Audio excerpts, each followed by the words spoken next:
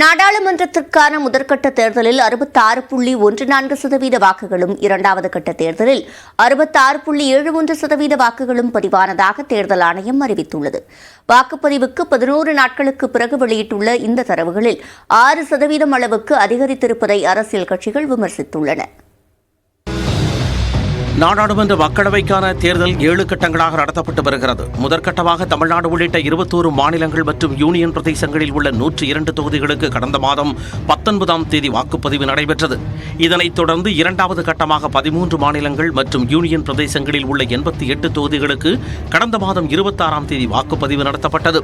இந்த 2 கட்ட தேர்தலிலும் பதிவான வாக்கு சதவிகிதம் குறித்த விவரங்களை தேர்தல் ஆணையம் நேற்று வெளியிட்டது.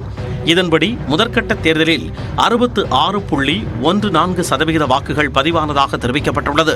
அதிகபட்சமாக மேற்கு வங்கத்தில் 81.91% வாக்குகளும், திரிபுராவில் 81.48% வாக்குகளும் பதிவாகியுள்ளன.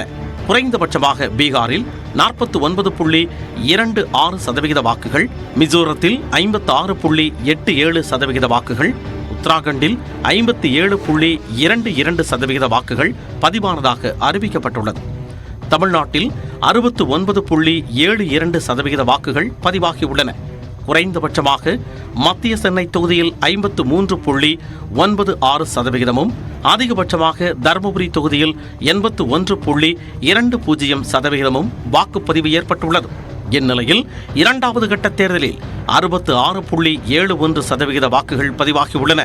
இதில் அதிகபட்சமாக மணிப்பூரில் 84.85%, குறைந்தபட்சமாக உத்தரப்பிரதேசத்தில் 55.19% வாக்குகள் பதிவானதாக தேர்தல் ஆணையம் அறிவித்துள்ளது.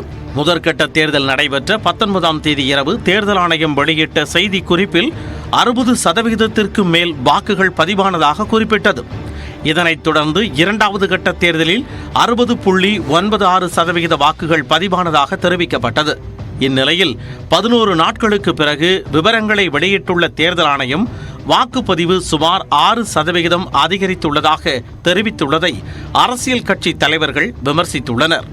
எக்ஸ் தளத்தில் பதிவிட்டுள்ள மார்க்சிஸ்ட் கம்யூனிஸ்ட் கட்சியின் பொதுச் செயலாளர் சீதாராம் யெச்சூரி, 2 கட்ட தேர்தலிலும் முதலில் குறிப்பிடப்பட்டதை விட அதிகமான அளவுக்கு வாக்குப்பதிவை தேர்தல் ஆணையம் குறிப்பிட்டுள்ளதாக தெரிவித்துள்ளார்.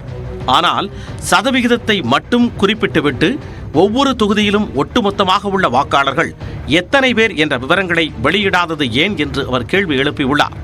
இது வாக்கு எண்ணிக்கை என்போது வாக்காளர் எண்ணிக்கையை மாற்ற வாய்ப்பு உள்ளதோ என்ற சந்தேகத்தை எழுப்பியுள்ளதாக சீதாராம் யெச்சூரி கூறியுள்ளார்.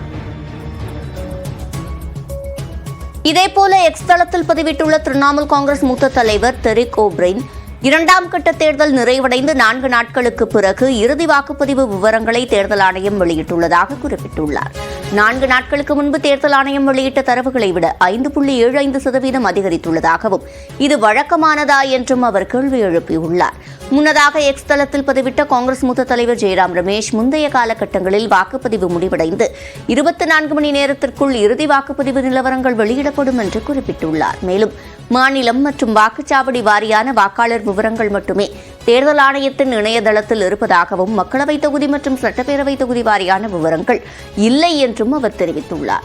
தேர்தல் தொடர்பான அனைத்து விவரங்களையும் உரிய நேரத்திலும் வெளிப்படையாகவும் தேர்தல் ஆணையம் அறிவிக்க வேண்டியது அவசியம் என்றும் ஜெயராம் ரமேஷ் தெரிவித்துள்ளார்.